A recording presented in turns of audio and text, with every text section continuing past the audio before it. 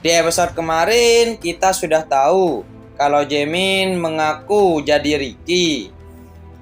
Kalian penasaran dengan kelanjutan ceritanya? Jadi, tanpa berlama-lama, kita langsung saja ke ceritanya.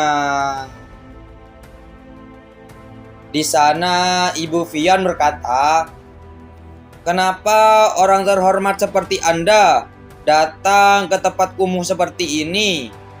Ibu, dia menyembuhkan semua lukaku. Terima kasih banyak atas bantuan Anda. Itu bukan apa-apa. Aku hanya bertindak sesuai dengan keinginan Sang Dewi untuk menunjukkan belas kasihan. Kesampingkan itu, aku mendengar rumor bahwa rumah inilah yang menjadi penyebab kemunculan hantu di desa ini. Bolehkah aku memeriksa kebenarannya? Fiona, keluarlah sebentar. Orang dewasa perlu bicara." Baik. Setelah itu, Vian dan Fiona keluar dari kamar ibunya.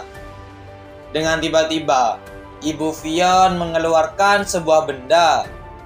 Ibu Vian berkata, "Ini adalah Rosario yang kami terima dari seseorang sebelum kami datang ke desa ini. Dia mengatakan bahwa ini akan melindungi keluarga kami dari roh jahat. Itu artinya, iya, rumor yang beredar di desa itu benar adanya. Kenapa hantu mengikuti Anda? Kami juga tidak tahu alasannya, tapi mungkin itu ada hubungannya dengan ayah anak-anak. Dia adalah komandan para kesatria dari kerajaan Silto. Namun sempat terjadi kudeta di sana, dan suamiku terbunuh ketika sedang melindungi kerajaan. 3 tahun yang lalu, pangeran berpangkat paling rendah melakukan kudeta demi mengambil alih tahta yang telah kosong akibat kematian sang raja.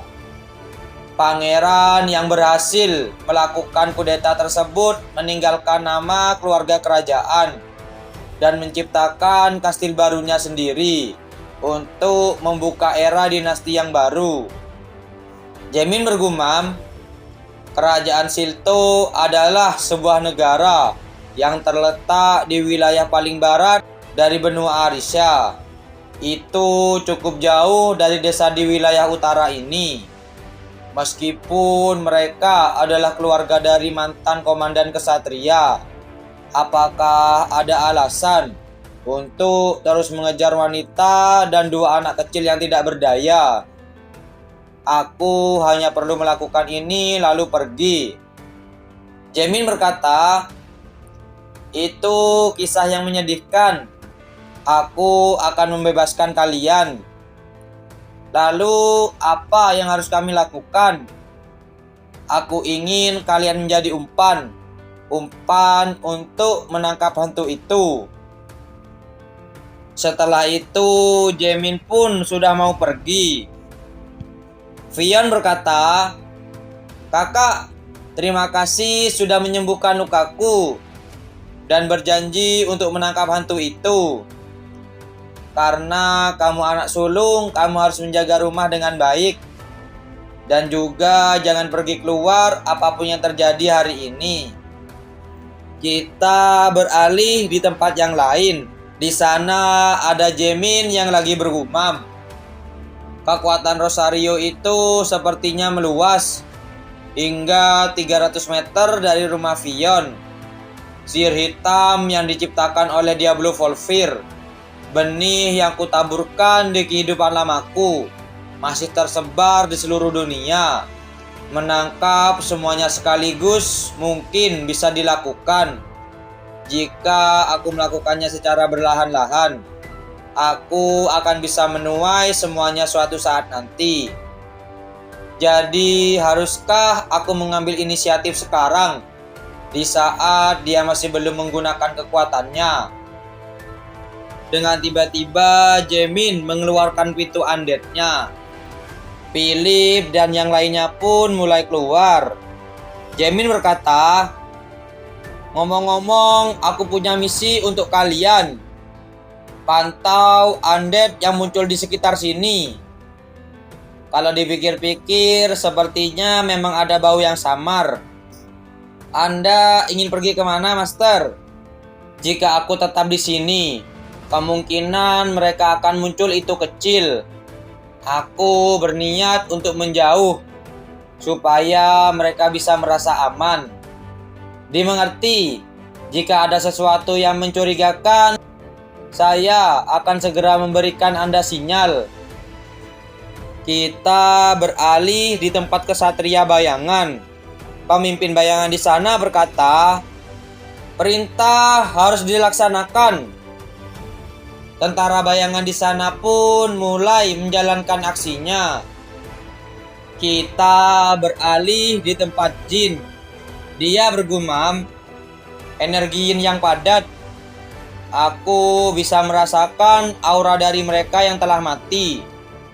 Karena Jamin bilang dia akan menyelesaikannya, jadi seharusnya dia tidak akan ada masalah." Kita beralih di rumah Fion. Di sana ada Philip dan yang lainnya yang sedang berjaga. Philip berkata, "Energi Yin-nya semakin padat. Apa mereka akan baik-baik saja? Master telah merapalkan sihir tidur, jadi seharusnya tidak akan ada masalah. Yang lebih penting lagi, Master masih belum menanggapi panggilanku." Mereka datang. Tentara bayangan pun sudah datang di tempat Fion. Philip berkata, "Ini aneh. Kenapa mereka dalam wujud asli mereka sebagai roh pendendam? Kalau mereka memang dikendalikan oleh seorang necromancer, mereka seharusnya tidak akan mampu mempertahankan wujud asli mereka seperti ini. Apapun itu, kita cuma tinggal menghabisi mereka saja kan?" "Benar, pastikan mereka tidak akan pernah bisa mencapai rumah itu." Philip dan yang lainnya pun mulai bergerak untuk bertarung melawan tentara bayangan di sana. Kita beralih di tempat Jamin.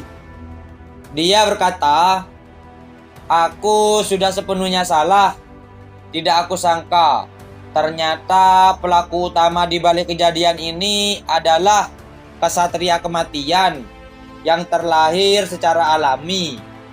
Masalahnya adalah kenapa dia menargetkan keluarga Fion. Sepertinya akan sulit untuk bisa membiarkan ini begitu saja. Kenapa kamu muncul di hadapanku? Targetmu itu cukup jauh dari sini.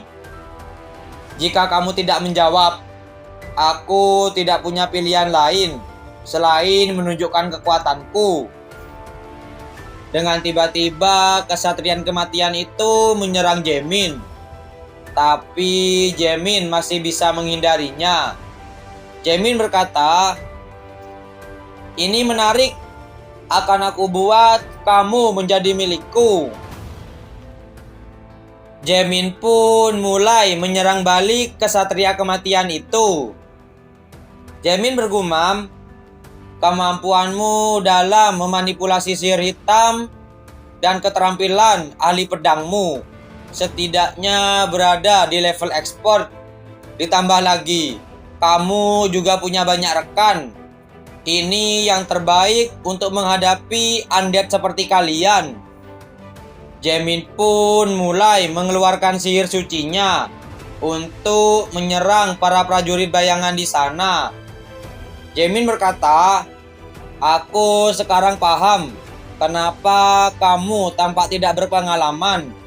Kamu bukanlah sesosok roh pendendam yang telah mengumpulkan kekuatan selama bertahun-tahun, melainkan sesosok roh yang memperoleh sihir manaku dan terlahir sebagai undead yang kuat."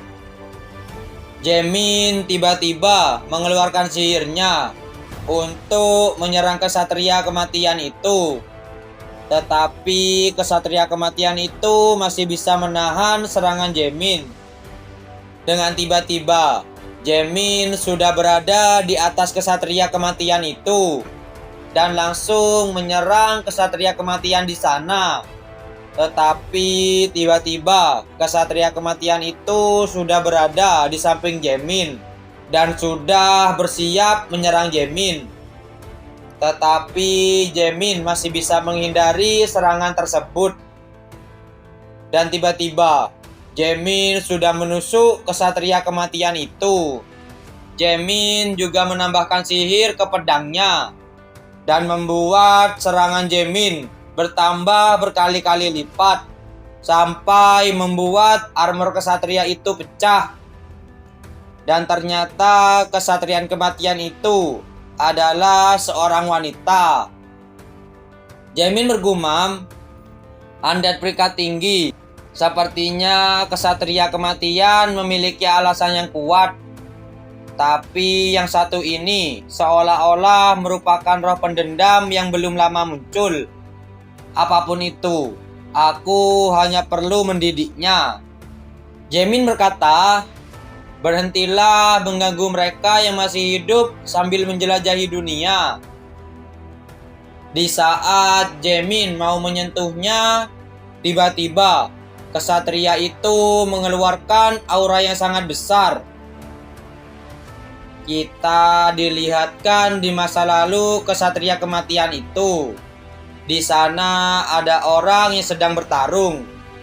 Salah satu orang di sana berkata, "Komandan, musuh datang dari luar.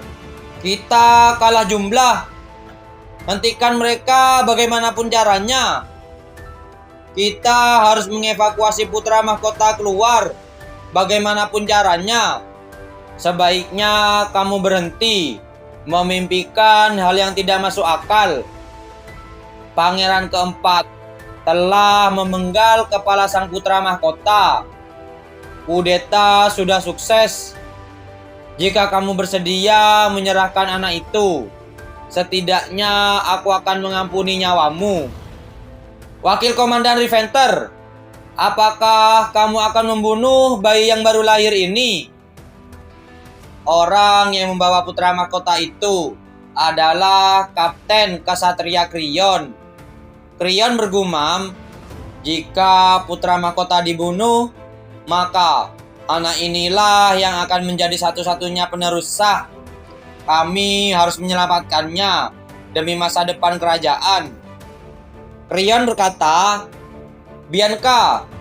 "Iya, Komandan.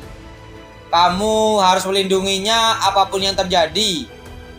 Hanya dialah penerus sah akan mengemban masa depan negara ini. Jangan lakukan hal yang bodoh. Bianca, pergi. Kamu harus bertahan hidup. Percayakan sang pangeran mahkota kepada istriku dan beritahu dia semua yang terjadi di dalam kastil ini." "Tapi saya tidak bisa pergi begitu saja." "Bianca, apa kamu ingin melanggar perintah dari komandan?" "Saya akan melaksanakan perintah." Bianca pun mulai melompat keluar dari tempat tersebut. Bianca bergumam, "Aku harus cepat pergi ke keluarga Kriyon dan menceritakan semuanya pada dia." Di atas sana sudah ada seseorang yang sudah bersiap mau memanah Bianca. Dan Bianca pun terkena panah tersebut. Sampai putra mahkota yang dibawa Bianca sampai lepas dari genggamannya.